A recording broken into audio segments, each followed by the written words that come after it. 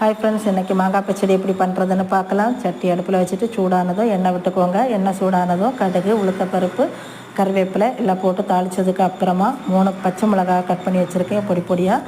அதையும் அதில் போட்டு நல்லா மிக்ஸ் பண்ணிக்கோங்க. வதங்கினதுக்கு அப்புறமா நம்ம 2 மாங்காய் பெரிய பெரிய சைஸில் கட் பண்ணி வச்சுருக்கேன், அதையும் போட்டு நல்லா மிக்ஸ் பண்ணி விடுங்க. எண்ணெயில் நல்லா மிக்ஸ் பண்ணி விடுங்க.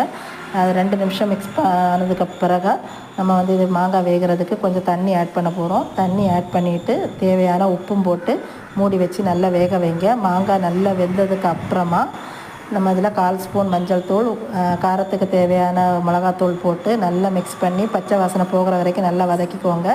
அதுக்கப்புறமா நம்ம இதில் நாட்டு சர்க்கரை 2 ஸ்பூன் ஆட் பண்ண போகிறோம். நாட்டு சர்க்கரை ஆட் பண்ணது பிறகு நல்லா பார்க்குறதுக்கே நல்லா கிளேஸியாக சூப்பராக இருக்கும். ரொம்ப டேஸ்ட்டான அருமையான மாங்காய் பச்சடி தயார். வீடியோ பிடிச்சிருந்தா லைக் பண்ணுங்கள், சேனலை மறக்காமல் சப்ஸ்கிரைப் பண்ணுங்கள்.